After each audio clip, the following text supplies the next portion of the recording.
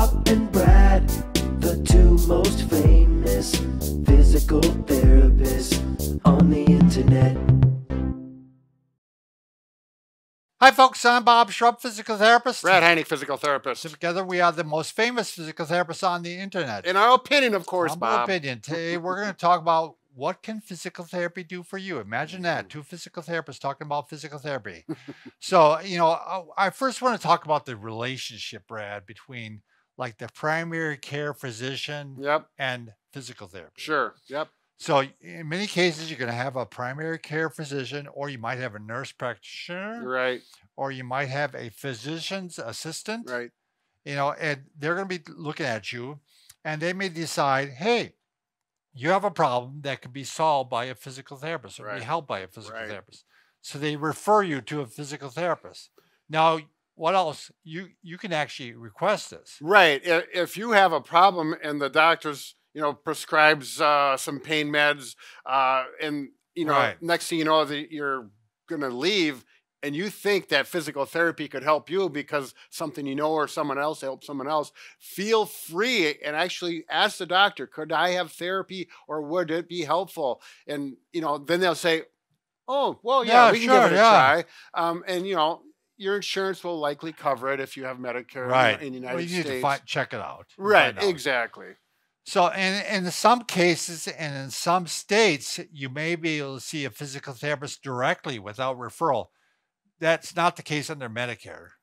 Sure. And so he's talking about what we call direct access. You can go right to the therapist, bypass seeing the doctor, which some insurances. Right. And if you just have knee pain and you know it's arthritis, the doctor is probably just going to prescribe some pain meds or something over the counter that the therapist may give you some exercises, and so it can be more efficient. And by the way, even a chiropractor can refer you to physical therapy, and they have. Yep, I've had that same situation. So Brad, let's talk about some of the common things that problems or diagnoses that we see and we can possibly help you with. Exactly right. Bursitis, tendonitis, arthritis, any of those itises. Itis is plantar fasciitis. You know, something's inflamed and we're going to help you get rid of it. Exactly right. Lymphedema. A lot of people don't know that, but when you have that swelling in the legs, there's therapists who are actually trained in how to get rid of that stuff. Specifically, and probably it's one of the best routes to go because you're going to learn how to care for yourself using naturally. Exactly. Maybe using compression garments, which you need to know how to do it properly. So it's a great way that way. Neck or back pain. Oops, I took yours. Yeah, go ahead. That's fine. Neck and back pain. Absolutely. That's one of the big ones we're seeing. Right. Is, those two. And really any joint pain or injury. You know, like you could have shoulder, elbow, hip, knee, ankle.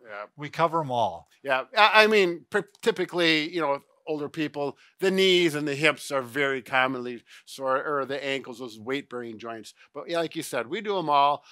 Sports injuries, you know, everyone. There's a number of people who are active in their senior years, and those people. Pickleball. Yeah, pickleball. We just talked about. Yep, exactly. I've been to a number of events where I see people in their 60s, even 70s that are out running or doing these activities, and they're going to want to see a therapist oftentimes to get back into their activity. Yeah. Also, decreased strength or motion.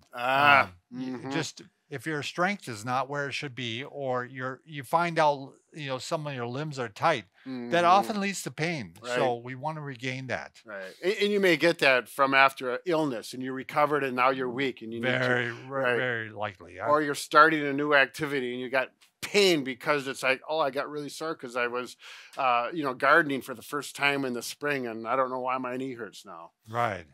Well, you know why it hurts, but you want to get it better. Headaches. Oh, especially neck headaches. Yeah, those lower ones. So you feel it in the neck and you feel it in the head. And you don't want to take pain pills, or you don't want to take, you know, a lot of over-the-counter pain medications. Oftentimes, just some stretching, to specific and posture, to make a difference. Precisely. All right. Any joint replacement. If you have a hip replacement, knee replacement, shoulder replacement, elbow, you know, we're there for you. Right. Not only after a surgery, but even before the surgery, Yes. to get a few visits in so you're prepared for surgery, and it makes the rehab go much easier oftentimes. Vertigo, Yeah, people dizziness. don't know about that. Yeah, where you get up from bed and the things are spinning. You do need to see typically a doctor before first, that, yes. because there's a couple other things. Well, not a couple. There's lots of things it could be from. It could be from medication. Sure, and, exactly. It's right. really but if you decide that it's like BPPV, Right. That's a real common one that we treat, and we have a lot of success with it. Right. And, So- and typically, you know, the doctors know therapists do this. It's a simple treatment, actually. Right. It's usually one visit, sometimes two. Right, exactly. It's almost a miracle. It is. I've Right. had people incredibly grateful for that one. Osteoporosis. Right. People don't think that you can actually improve your bone strength by doing exercises. Yep. The body will respond. Carpal tunnel syndrome. Yeah. Yeah. Your wife, right? Well, yeah, she actually had it for a number of years and was able to manage it through bracing and some exercises. Eventually got to the point where she had the surgery. And then a little therapy afterwards, right?